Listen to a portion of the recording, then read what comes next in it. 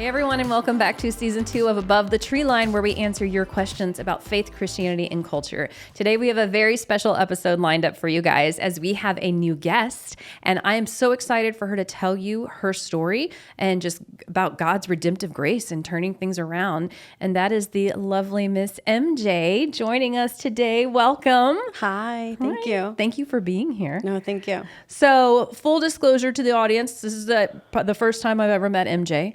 Have not heard a great deal about her story, but people are talking. There's buzz around what God has been doing in your life and the role that the church has played in that. So that's really what I want to press into today. So before we get started, tell me a little bit about who you are, where you grew up, what your family dynamic was. Like, who is MJ?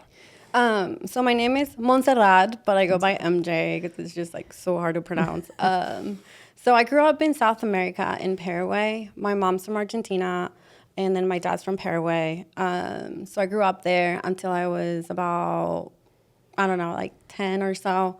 I grew up in church, actually. What kind of church was it in? Is it I don't know if do y'all have like the same kind of denominations? Yes. Okay. Yes.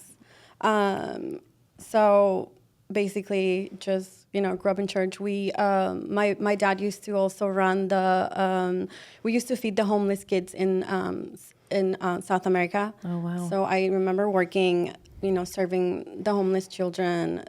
So I did grow up in church. I did have like a foundation of like, who Jesus is, and I knew that all of that. But I moved here. I went to high school here in Texas, and no, not Texas. Sorry, South America, California. California. My okay. bad. And it just kind of opened up my eyes. I was just like, what's going on? Like, we can do everything. We can just go hang out and drink. Freedom. Right. Yeah. And it was just something that I've never experienced. I ended up going to college and meeting my now ex-husband. So we got married pretty fast. And he did not believe in Jesus. So it was kind of like I stopped going to church. Mm-hmm. I think I tried a little bit. It just wasn't going to happen. Yeah. So we just kind of went that route. We had 2 kids. We have 2 kids, Mila and Maddie, 11 and 8. We ended up divorcing. How long ago was that? We separated about 4 years ago. Okay. Yeah. So okay. We're just gonna. Yeah. So you grew up in church, grew up in South America, moved to the States, went to high school here, Right. went to college, fell in love, married very young, Yes. 2 kids, but you and your husband did not share the faith. No, we did not. So at that point in time was just kind of when you started kind of not falling away from God, but would you say just like kind of like distancing yourself from the Yes. church, like not really engaging in community and fellowship? Okay. So how, like, was there ever during this period of your life where you were maybe more distant from God than usual, was there ever like a desire in you to like re-engage? Like, did you miss that closeness with God that you had kind of grown up with, or were you pretty much like just enjoying life and the way things were? No. At first, for sure, I would always have like conviction in me, like would feel super, guilty. But recently, not until like our divorce, I think I was just like, I just kind of like forgot about it, like I wasn't feeling it anymore. And that's when like everything kind of went south in my life, for sure. Okay. Tell me about what, because I still don't know what went south. Obviously, like I grew up with like a huge family, and then I ended up, marrying and having my kids. So I was always with people. I never been alone. And I went straight to being completely alone. So it was I just couldn't do it. I just felt like I couldn't be alone. So I started hanging out with the wrong crowd. Oh, okay. Yeah, and to not be alone. Yeah. So that's what happened, and I just kind of it went really, really bad for me. Okay. So the wrong crowd, meaning like partying, Partying, yes. drugs, Yes. alcohol. Not drugs, but for sure alcohol. Okay. And going out, just because I could not be alone. I couldn't. I would hang out with anybody just to not be alone. Yeah. I was scared to be alone. Okay. Yeah. So while you were walking through all this, how old were your kids at the time? Like younger, what you said, like 8 and 11 now. So Yeah, 4 years like ago. 4 years ago. Okay. Yeah. Okay. So did you decide to raise your kids in the church? Like, did they grow up with any, like that foundation that you had, or was there a decision between you and your husband that they're not going to go down that path?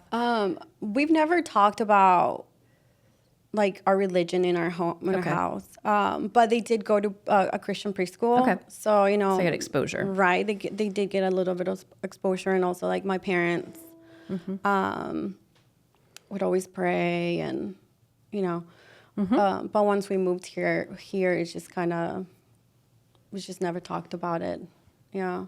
So how long would you say that you said things went really south and you were making some choices that weren't healthy. How long did you kind of stay on that path for? The whole divorce. Okay. Yeah, the whole divorce, like the 4 years.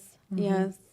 And then so this whole time, are you still in California or are you in Texas? This is here in Texas. So Yeah. what is it, when would you say that you started to turn a corner, and what was the catalyst for that change? Like coming out of this lifestyle that you grew up knowing probably wasn't God's best for you. What was the point where you kind of had a reckoning with that situation?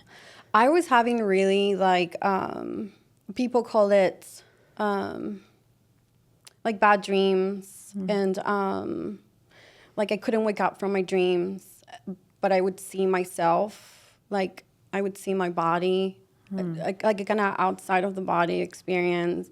And I remember that my mom would always tell me like, you know, start praying, you know, call Jesus. And that's when I started doing that. And I honestly do think that was real. I really do think so. Also, my mom would always tell me, did you go to church? Did you go to church? But there was one time, I remember my friends were like, let's go out. Like, it's Saturday. Let's just go have fun. And I just didn't want to. I just was feeling just like, I just don't do it. Like, why are you doing this? Like, why? Like, you just don't need to go and do all of these things. But I could not be alone. So I was getting ready and we get in the Uber and I hear a voice and it was right in this ear and it just said, turn around. Wow. Don't do it. And I did. Wow. I did. So that's when I started kind of hanging out with one of my friends that she does go to church. Not always, but, she invited me. So we came to church and she was just trying to get me into like doing more things. And she was looking through Instagram, I think, and there was something and she said, get ready, let's go. They're having something tonight at 7. Let's go. So I was like, okay, let's go. So I got ready. We show up and it was Alpha. Yeah. Yeah. Okay, so Alpha is, for the people who aren't aware, it's a national program that there's Alpha all over the United States, but you basically go and you start diving into spiritual questions, asking questions about God, about faith, really trying to like seek and find out what you believe, not necessarily in an environment where somebody's telling you this is the way it is, but more so in an environment where it's like, let's talk about like all the the different ideas. What do you think about this? Is that kind of the experience that you had? Yes. Kind of like a discussion kind of format, and there's videos. Okay, so you had kind of started dipping your toes back in the church water, and you find out that there's this event. Yeah. And so you guys go, and what were the kinds of questions that you guys were asking and answering that night at the Alpha event? So obviously the first night I just sat there and like what's going on? So we didn't say anything that day for sure. I was just kind of trying to listen. But I ended up coming back to all of them. My friend ditched me, but I finished. Yeah. So it was basically questions like, if Jesus was real, like what are some questions that you have, and situations like that. What kept you coming back all those weeks? Um, Because you said your friend ditched you. Yeah. And you don't like to be alone, but you kept coming back to this, Right. this discussion group. I wanted to come back. I was 1 foot in, 1 foot out, but I could not let go of my life, my old life, because I couldn't be alone. So yeah, I was just kind of like, I wanted to change, but I wasn't there yet. I needed like a little bit of a push. But I wasn't ready to let go. I hated to be home alone at nighttime. Yeah. Yeah. So at this point in time, were you still kind of living like a party lifestyle also? Okay. So Yes. both, like I one was doing foot both, in. yeah. So we had kind of talked before the show started about how there were Sundays you would come to church, but you might be hungover Yes. during that time. So you were still partaking in the party lifestyle, but their desire was to like have God Yes. transform. Okay. Yes. Okay. Yes. So I would go out sometimes on Saturday nights, but in my head I would be like, I need to be there tomorrow. So I would sit in the back and just listen as much as I could. Yeah. Yeah, and then leave. I wouldn't talk to anybody for a while.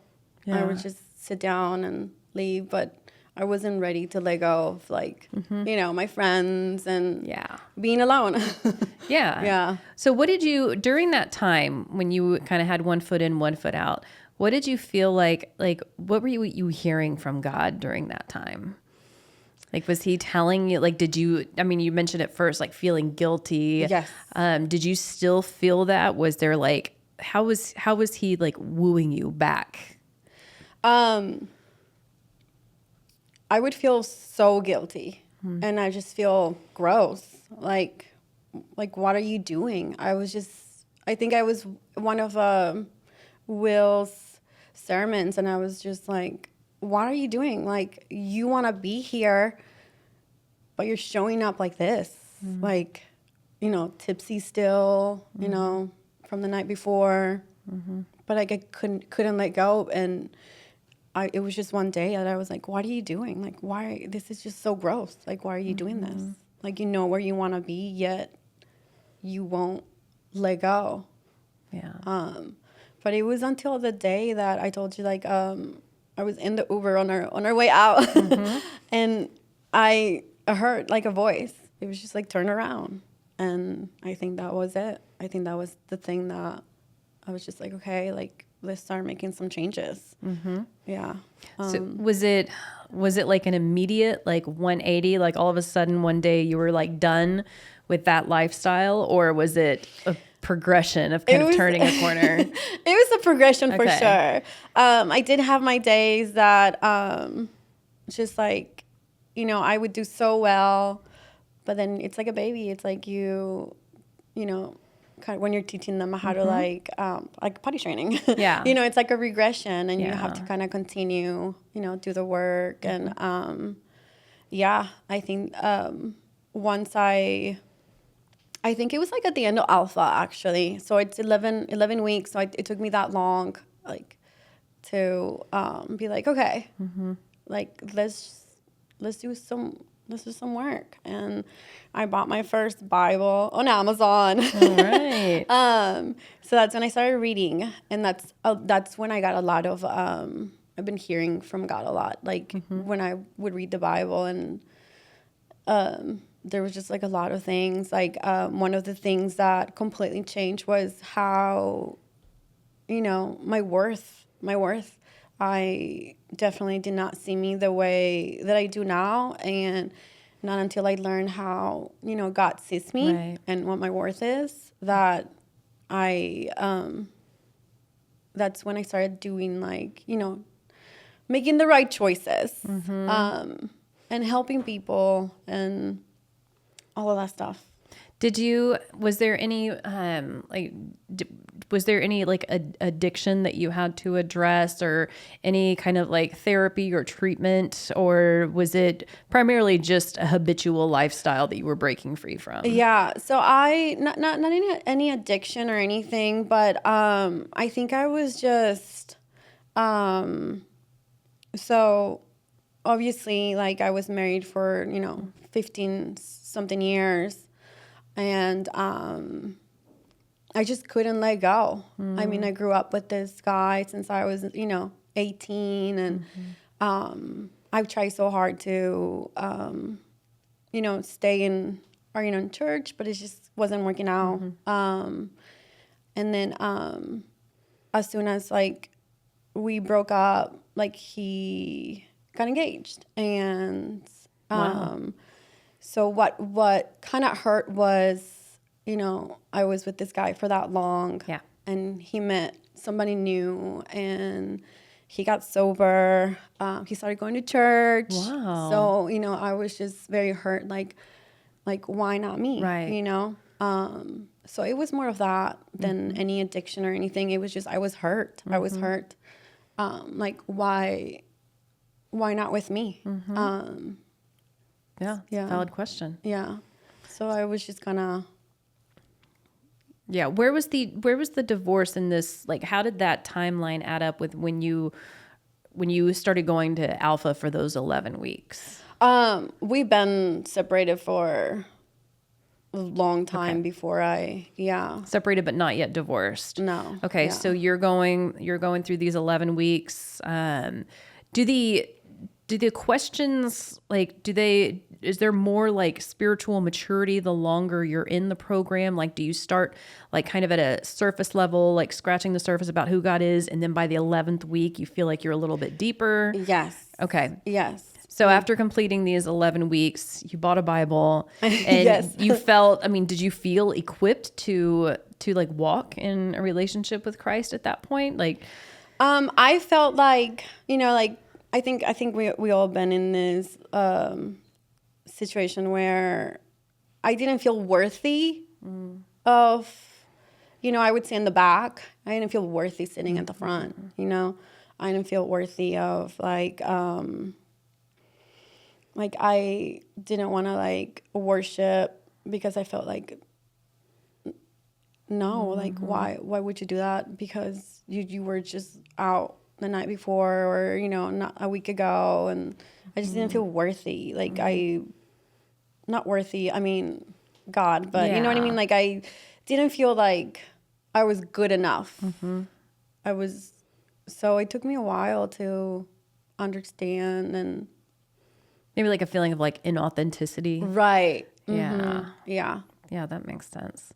And I don't think you're definitely not the only person that battles that. I think that churches across the nation and probably the world are filled with people who have like their desire is to be connected with God, be a part of the church, but at the same time, we're human and our flesh is weak, and there's a lot of temptations out in the world. Yes. So I definitely know you're not the only person walking through that. So what would you say to somebody who is maybe considering exploring a program like Alpha, or getting in some sort of discussion group? Like, is it weird? Is it scary? Is it like, walking in as a like outsider and not knowing anything can be kind of intimidating. Yeah. I mean, I was scared to walk in there. I don't think I could have done it without my friend, for sure, pushing me to go. And that's one thing that I shared before. It's I said there's a lot of MJs out there in the world that just need a little push, because I couldn't do it. I couldn't do it by myself. So personal invite is huge. Like, yes. I think the statistic several years ago was like 90% of people who receive an invite to go to a church or discussion group from like a close friend, 90% of the people will go. Yes. When there's a personal invitation. So you thank God for your friend. Yes. that invited you, even though she ended up not staying the whole time and you stayed. And now you're doing the program again. Is that right? Yes. As a table lead. A table lead. So what does that mean? Like you facilitate the discussion for people who are kind of asking these spiritual questions? Yes. So with somebody else, obviously, but I was asked to, and I was just like, me? You want me to do it? But yes, I mean, I prayed about it, and it was something that was like, you needed somebody to be there for you, and I think I'm doing that right now. Like I want to do that. If somebody helped me, and I also think that God for sure knew that I needed to get out of that life, and yeah, my friend didn't finish it, but she pushed me to go. So, and also there was 2 empty chairs right where they needed to be, because I sat right next to somebody that till this day, it's like a huge person in my life right now that completely helped me get out of there, and I needed that. I needed that somebody to for sure help me and be there and just invite me. Like I think she saw me sometimes sitting by myself, and she would go and sit next to me, and that it's like a huge thing, because I felt so alone, and I also felt like not like I wasn't supposed to be sitting there. Like I was just like, oh, you're so gross. Like you're not supposed. Like why are you sitting here? And that really helped me to understand that those seats are there for a reason. Right. And I hear it at ACF all the time that those seats are assigned, and I do believe that for sure. Yeah. So there's an open seat. Because that seat that was empty was definitely meant to be there for me, for sure. Yeah. What would you say now that God has done in your life since you kind of made this decision that you're going to do things differently?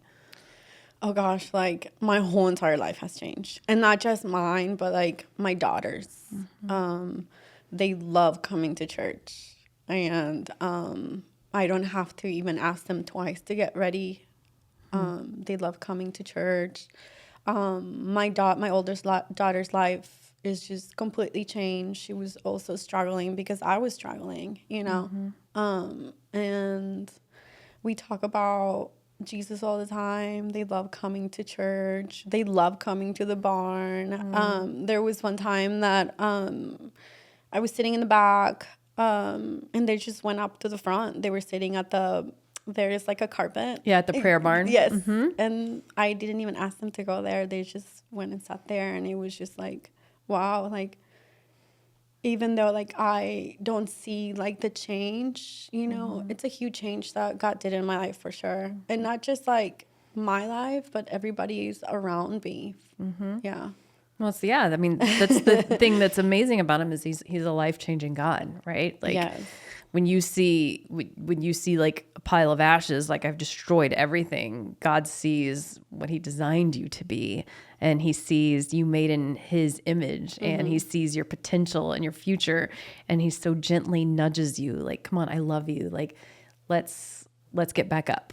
Let's try again. Well, that's awesome. Well, thank you, MJ, so much for just being vulnerable and sharing that story with us. I think that this is going to be so relatable for people who people maybe just need to kind of get back aligned with God. And I think that everybody goes through a phase in their life where they're maybe more distant. So I just thank you for your vulnerability, and thank you for sharing. I'm so glad you found Alpha. I know Alpha is going on right now at ACF, and it's a really great resource, just a safe space where you can go and kind of explore. How do you feel about these questions? Yes. So thank you so much. And I just want to encourage you guys, if you have any questions, check out Alpha. If you're kind of 1 foot in, 1 foot out, or on the fence, Alpha is an incredible program just to bring people together who are kind of exploring their faith. And from what I see, it creates great Christian community and fellowship. So there's more information on our website about that. And if you have any other questions about MJ's story, feel free to send those in at acfellowship.org/podcast. And again, thank you, MJ, for sharing. you. And thank you guys for joining us. We will see you on an episode next week.